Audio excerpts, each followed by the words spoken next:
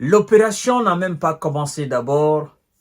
Les alliés des terreaux qui veulent faire partir M. Bachar en Syrie commencent déjà les condamnations. Ils sont en train de montrer aux yeux du monde que ce sont eux qui soutiennent les terreaux dans le monde entier. Je parle de l'Union européenne. D'abord, nous sommes à Idlib et Alep. Idlib et Alep sont deux grandes régions en Syrie où les ennemis de M. Bachar ont fait des incursions et ils ont pris des positions. Donc, en réponse, en représailles, en riposte à l'action inhumaine de ces terreaux dans ces deux localités, l'armée de l'air syrienne et l'armée russe, conjointement, ont mené des opérations de haute précision, des opérations aériennes de haute précision. Et ça commence déjà à pleurer. Ce qui me fait rire dans tout ça, c'est la condamnation de l'Union européenne. Bon sang de Dieu. D'abord, s'il vous plaît, si vous n'êtes pas encore abonné, continuez à vous abonner à ma chaîne YouTube Kanté-J Visionnaire le vrai. Activez la cloche de notification pour ne plus rater mes émissions. Évidemment, je vous invite aussi à vous abonner à ma page Facebook, ma nouvelle page, le géopolitologue. Vous qui êtes déjà là-bas sur Facebook, vous partagez la vidéo dans tous les groupes possibles. Laissez-moi vous dire ce qui se passe. Ce qui se passe. Parce que je vous ai dit que la Russie est entrée dans la danse. Aux côtés, l'Iran est entré dans la danse. Les alliés de Bachar sont entrés dans la danse. Et ça fait énormément mal aux alliés de Washington. Mais écoutez, c'est ça. Vous soutenez un camp, nous soutenons un gouvernement légal. Nous soutenons une armée républicaine. Nous soutenons l'intégrité, la souveraineté territoriale de la Syrie. Et donc, c'est à vous de voir. Soit vous continuez à soutenir vos terreaux, vos ennemis, et les ennemis de Bachar, nous continuons à les neutraliser, ou bien vous déposez les armes, et puis on passe à autre chose. Mesdames et messieurs et mesdemoiselles, les temps sont durs.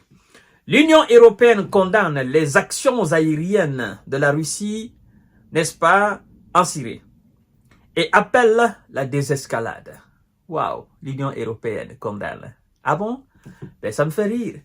Moi, je pensais que l'Union européenne était une union qui soutenait les gouvernements légaux à travers le monde entier, soutenait les pays. Mais je ne savais pas que l'Union européenne est une union qui soutient les terreaux dans le monde entier. Bon, nous avons la preuve. Parce que l'Union européenne soutient un régime qui soutient des terreaux au Mali. Vous voyez quoi? L'Union européenne soutient l'Ukraine et l'Ukraine soutient des terreaux au Mali, dans le nord du Mali. L'Ukraine arme les terreaux du Mali contre le gouvernement du Mali. Vous voyez? Et donc, l'Union européenne est donc alliée des terreaux dans le monde entier. Voilà, c'est pourquoi d'ailleurs l'Union européenne condamne les actions aériennes de la Russie conjointement avec la Syrie sur des positions des terreaux en Syrie, mesdames et messieurs. C'est pathétique. Après, ils se disent, nous sommes des démocrates, nous sommes des défenseurs de la démocratie dans le monde entier, nous voulons la paix. La paix sur papier, ouais. En riposte à l'offensive menée par les Islas radicaux, des avions syriens et russes ont mené des opérations de haute précision dans les secteurs tenus par les groupes, voilà, les groupes terreaux, dans la province d'Idlib, dans le nord-ouest de la Syrie et dans celle voisine d'Alep. Alors, l'Union européenne dit ceci. L'Union européenne a appelé toutes les parties à œuvrer dans la désescalade en Syrie, où la Russie s'est jointe à l'aviation syrienne pour mener des opérations de haute précision dans les secteurs tenus par les rebelles. Donc, écoutez, vous-même vous dites, l'armée russe s'est jointe à l'aviation syrienne. À partir du moment où vous dites l'aviation syrienne, vous n'avez plus rien d'autre à ajouter. Vous n'avez plus de condamnation à faire. Si c'était l'armée russe s'ajoute aux merceaux ou aux terreaux qui mènent des opérations en territoire syrien contre l'État syrien, au moins la condamnation de l'Union européenne, on on allait comprendre.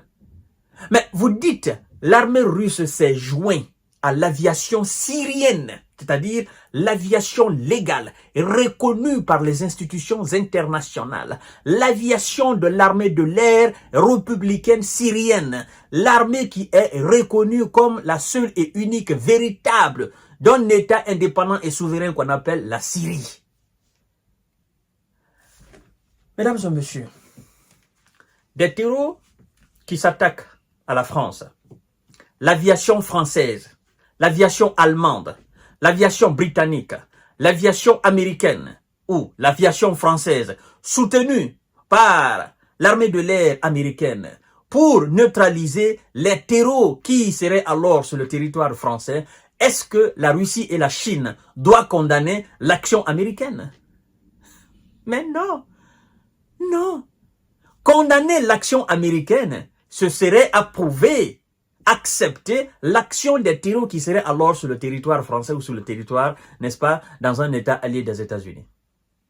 Le bon sens voudrait que l'Union européenne, si c'est réellement des gens visionnaires, des gens qui œuvrent pour la paix, le bon sens voudrait que eux, ils condamnent les terreaux, qu'ils combattent les terreaux en Syrie. Mais malheureusement, ils sont dans une autre configuration. Mais nous comprenons. Nous comprenons parfaitement. Ils disent, nous condamnons les actions aériennes. Ils ont utilisé l'autre terme que moi je ne vais pas utiliser pour des raisons que vous connaissez. Nous condamnons des actions aériennes de la Syrie dans des zones densément peuplées. Et son soutien continue à la... Bon, ils ont utilisé un autre terme que moi je ne vais pas utiliser parce qu'ils ont utilisé le terme réprès, voilà, du régime d'Assad, vous voyez. Donc, on considère le régime d'Assad, le régime de Bachar, comme un régime terreau. Un régime qui fait vraiment régner, n'est-ce pas, la terreur, voilà, contre son propre... Vous voyez ce que je veux dire? Vous voyez? Moi, ça me fait rire. En France, nous avons assisté à une répression contre les Gilets jaunes. Qu'est-ce que l'Union européenne a dit par rapport à cette affaire? Nous avons assisté à des bavures policières en Grande-Bretagne. Est-ce qu'on a parlé de répression là-bas? Non. Le deux poids deux mesures. Quand il s'agit de l'étranger, on utilise tous les termes qu'on veut pour effectivement diaboliser le régime en place. Mais quand il s'agit de ce choix, ben, on utilise des termes très doux, hein, manifestation, ceci. Vous êtes un État. Vous avez un gouvernement légal. Vous avez une armée de l'air, une armée de terre. Vous avez une marine. Vous avez les institutions républicaines en place. Des hors-la-loi viennent s'attaquer à vous. Vous avez le droit, le devoir régalien de protéger l'ensemble du territoire. Et vous devez d'utiliser les moyens les plus colossaux pour repousser l'adversaire, pour repousser alors l'ennemi, afin de protéger tout le peuple. Protéger, c'est-à-dire faire en sorte que l'intégrité territoriale, la souveraineté nationale ne soit pas bafouillée. Et à partir du moment où vous avez des alliés qui vous aident à faire cela, personne, je dis bien personne dans le monde ne doit vous condamner parce que vous avez mené des actions concrètes militaires contre ceux qui veulent du mal pour votre peuple. C'est la réalité.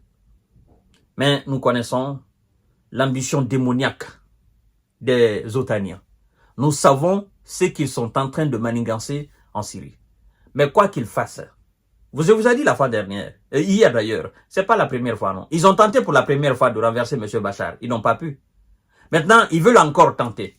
Mais cette deuxième tentative n'est rien d'autre qu'une diversion. Ils veulent diviser les troupes russes parce qu'ils savent que la Russie ne va jamais abandonner M. Bachar. Mais ce qu'ils oublient, et c'est ce que je ne cesse de dire, la Russie a suffisamment de militaires. Et même si elle veut aujourd'hui, elle peut envoyer 10 000, 20 000, 30 000, 40 000 militaires russes en territoire syrien pour aller aider M. Bachar. Ça ne va pas affecter l'opération spéciale militaire en Ukraine. Ça ne va pas affecter l'opération de chasser les éléments de monsieur Zelensky dans la région russe de Kursk. Je ne sais pas si les Occidentaux se rendent compte de cela. Ils ont créé Kursk pour affaiblir les troupes russes dans la zone de l'opération. Ça n'a pas réussi. Maintenant, ils se disent, en créant aussi de la diversion en Syrie, qui est un allié de M. Vladimir Poutine, forcément, il va diviser ses forces. Mais ce qu'ils ne comprennent pas, c'est que la Russie est capable de produire des munitions spécialement pour la Syrie.